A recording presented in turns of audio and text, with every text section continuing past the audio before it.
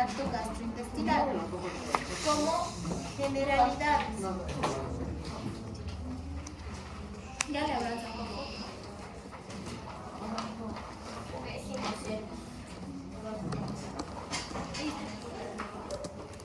Empezamos. El tracto gastrointestinal, hablando desde la boca hasta la región anal, tiene la única función que es desdoblar la alimentación para ser absorbida y eliminada del organismo. Hablamos del tracto gastrointestinal o aparato digestivo, al que está compuesto por la boca, el esófago, el estómago, el intestino delgado y el intestino grueso. Además de contener lo que es los componentes para desdoblar la alimentación para la absorción en todo el organismo, encontramos glándulas como por ejemplo las salivales, la glándula del hígado, porque el hígado no es un órgano, es una glándula, la vesícula biliar y el páncreas. Encontramos estas glándulas que se van a caracterizar por secretar lo que es, por ejemplo, enzimas, se van a secretar hormonas y también se van a secretar líquidos que van a permitir desdoblar estos alimentos para que se puedan reabsorber a nivel gástrico y a nivel intestinal. Estas funciones del desdoblamiento de la alimentación o de la formación del alimento son controlados por mecanismos regulatorios, neuronales, hormonales y locales. Vamos a ver que cada uno de estos componentes, como por ejemplo la boca, el esófago, el estómago, el intestino, tanto grueso como delgado, tienen funciones específicas dentro de la digestión. Por ejemplo, la boca se caracteriza por la masticación del alimento para la hidrólisis y la formación del bolo. Bolo alimenticio se considera al alimento que al ingresar a la boca va a romper su forma y su textura. Cuando ustedes comen algo, mastican y esa masa pastosa que ustedes forman por la masticación se va a conocer como bolo alimenticio.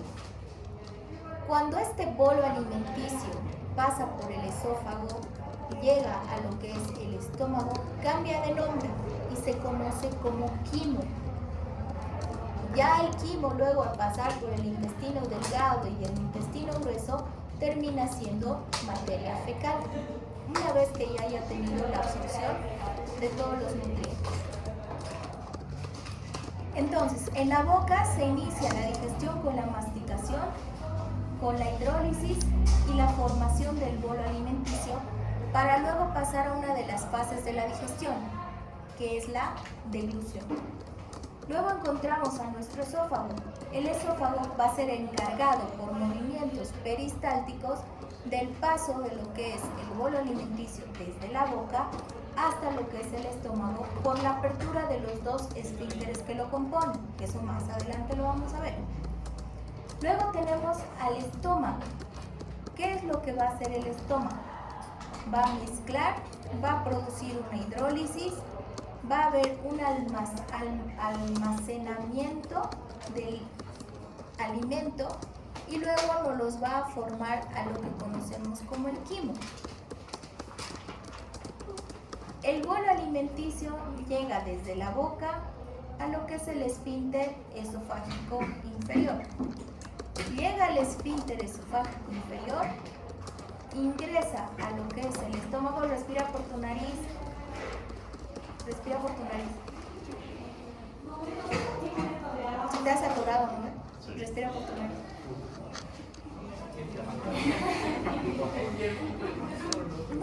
¿Nunca han hecho la prueba de que cuando se atoren en vez de toser respiren por su nariz? Se les va a pasar más rápido por la humidificación. Desde que me subieron del examen que sí funciona. Se están muriendo cuando tienen que respirar. Ya. Entonces, ya. Vamos. Una vez que llega al esfínter esofágico inferior, este bolo alimenticio va a pasar directamente hacia el antro gástrico, hacia el estómago, y ya aquí es donde se convierte en quimo.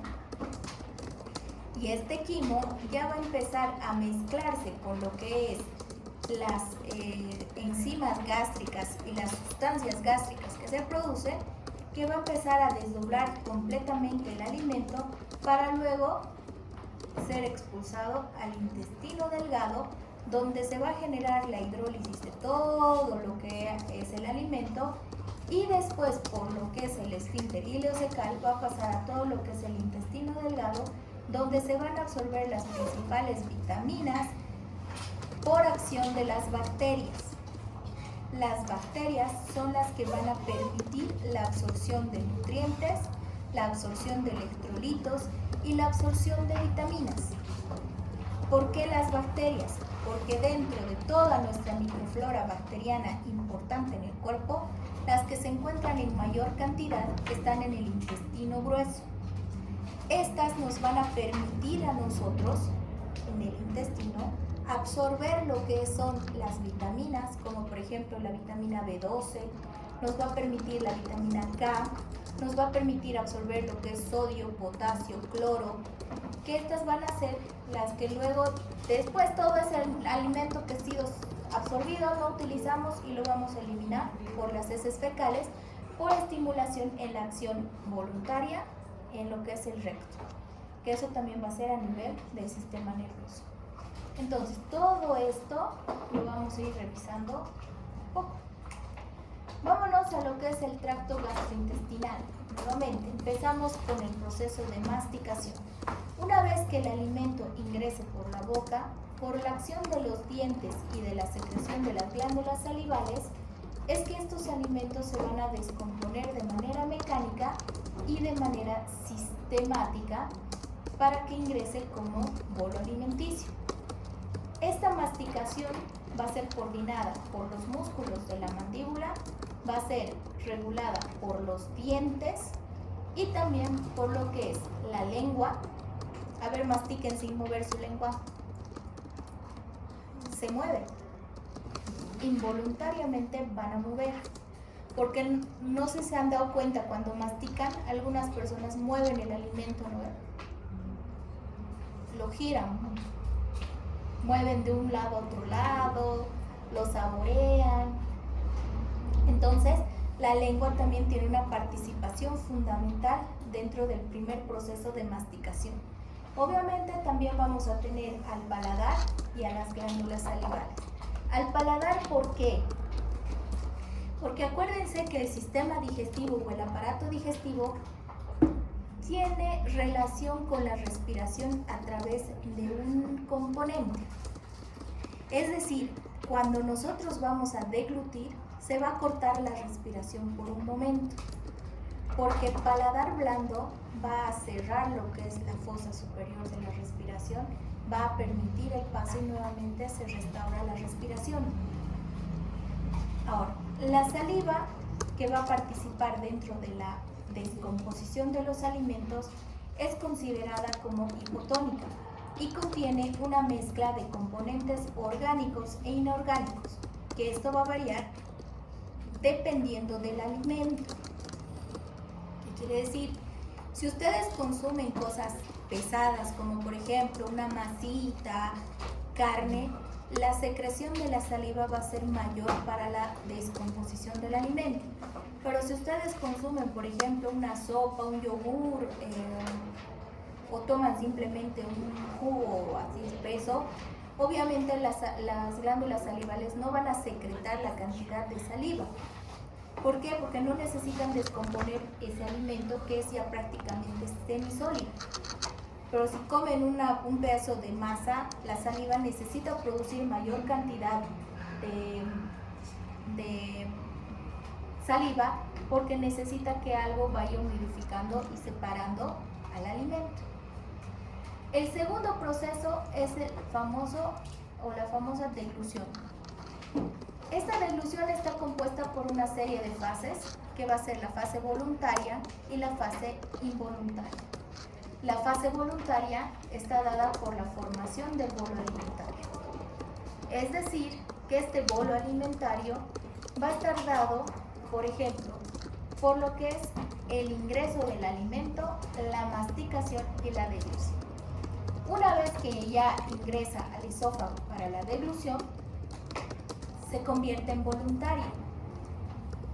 A la fase involuntaria son las respuestas reflejas que se van a generar por estimulación de las fibras simpáticas y las fibras parasimpáticas del sistema nervioso. El sistema nervioso del tracto gastrointestinal es un sistema nervioso específico que se va a considerar como el sistema nervioso mientérico, que tiene una parte hacia la región mucosa y hacia la región muscular. Este proceso de deglución se caracteriza ¿por qué? Porque va a haber una elevación del paladar blando, lo que nos va a hacer que la laringe se eleve, la glotis se cierre, la epiglotis impide el paso del alimento hacia lo que es la tráquea y por ende el bolo va a ingresar hacia lo que es el esófago. Si esto no ocurre, si la glotis no se cierra y la epiglotis no impide el paso del bolo alimenticio, va a pasar hacia la tráquea. Y obviamente si pasa hacia la tráquea, ¿qué es lo que va a ocurrir?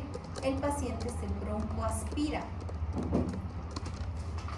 Entonces, ¿qué pasa? El paciente muere.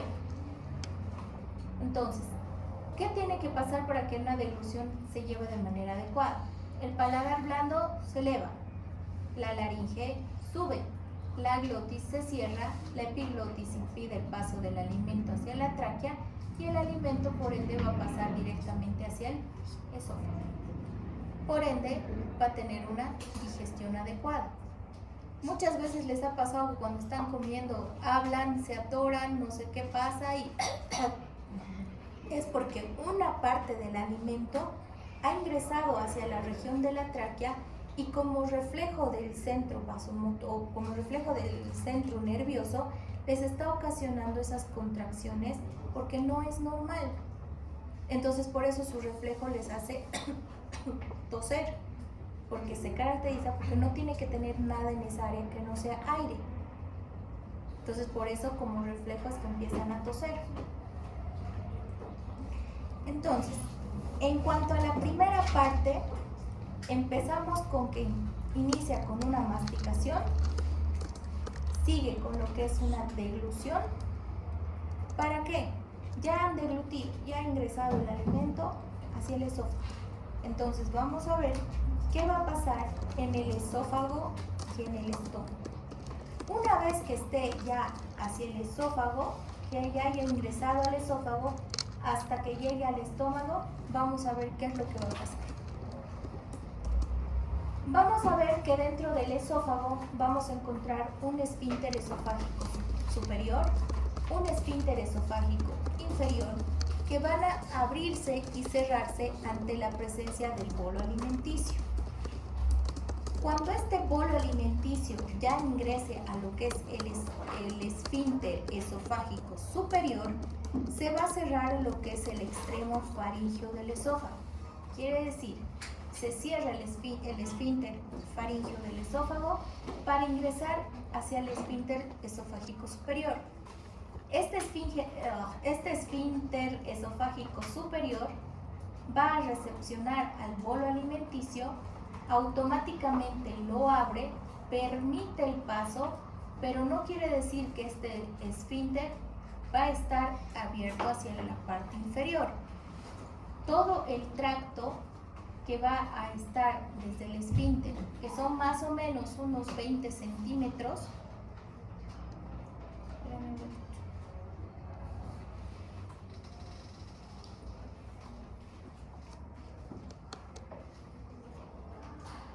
¿quiénes no han venido? Jael, que se ha ido con permiso. ¿Quién más falta?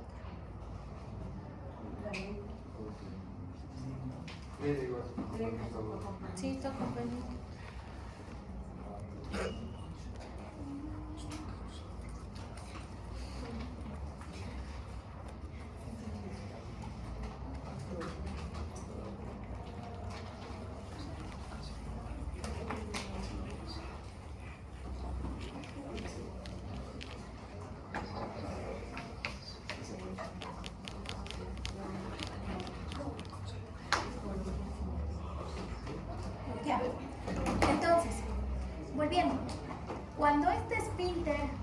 o cuando el bolo alimenticio llega al esófago, va a recorrer por lo menos 20 centímetros para llegar a lo que es el esfínter esofágico inferior. La fase esofágica de la deglución se caracteriza por una relajación del esfínter esofágico superior que va a permitir el paso del bolo hasta lo que es el estómago con la apertura de lo que es el esfínter esofágico inferior. ¿Y cómo va a pasar desde el superior al inferior? El tramo o el trayecto de los 20 centímetros, más o menos, va a recibir lo que son los movimientos peristálticos. Estos movimientos peristálticos son ondas de contracción y relajación que van a permitir el paso del bolo a lo largo de los 20 centímetros del esófago. Quiere decir que son movimientos de contracción acompañados con movimientos de relajación. Esos son los movimientos peristálticos que van a permitir el paso hacia el esófago. Cuando el esfínter esofágico superior se abre, permite el paso del bolo alimenticio hasta el esfínter inferior. Cuando llega al esfínter inferior, el superior se cierra y el inferior se abre para permitir el paso hacia lo que es el estómago. Estos movimientos peristálticos entre el paso de todo el esófago los lleva en un tiempo de 5 segundos. Quiere decir que todos los movimientos peristálticos para el paso del alimento va a ser de 5 segundos hasta que va a llegar al estómago. El centro de la deglución o ese paso de lo que es en la parte esofágica está localizado en el bulbo raquídeo. Es decir, que si hay una alteración o una lesión a nivel del bulbo raquídeo en cuanto al área de la deglución, estos pacientes pueden tener alguna alteración, como por ejemplo la acalasia o la denominada disfagia. La acalasia o la disfagia son dos patologías relacionadas con las contracciones de todo lo que es el tracto gastrointestinal, también incluido el esófago. La disfagia se caracteriza por contracciones involuntarias continuas del esófago que va a impedir que la persona pueda deglutir. Y es como si se les hiciera una bola que no pueden hacer pasar la comida. Y lo único que en esas personas se puede hacer, no tiene cura. No le van a cortar sus nervios, no hay tratamiento farmacológico, sino es un tratamiento meramente nervioso que solamente se puede controlar con un tipo de alimentación específica, nada más. El centro de la deglución va a tener la presencia de nervios autónomos que van a inervar lo que es el músculo liso. Cuando hablamos de quiénes, del esófago, del estómago y del intestino delgado. El intestino grueso tiene otro tipo de componente muscular. Si tiene nervios autónomos, también vamos a encontrar la presencia de nervios somáticos.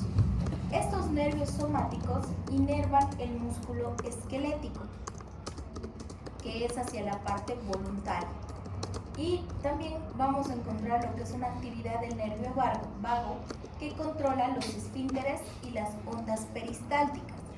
Por ejemplo, si hay una vagotomía que se le puede realizar al paciente, estos esfínteres y estas ondas peristálticas tienen una alteración, por ende el paciente no va a poder digerir de manera adecuada o no va a tener el proceso de digestión de una persona normal. Ahora, el centro de la deglución también se caracteriza por la presencia del plexo entérico, que más adelante lo vamos a clasificar como el plexo mientérico de Auerbach y el plexo submucoso, que tienen una característica específica en cuanto a la inervación y funcionalidad en el tracto gastrointestinal.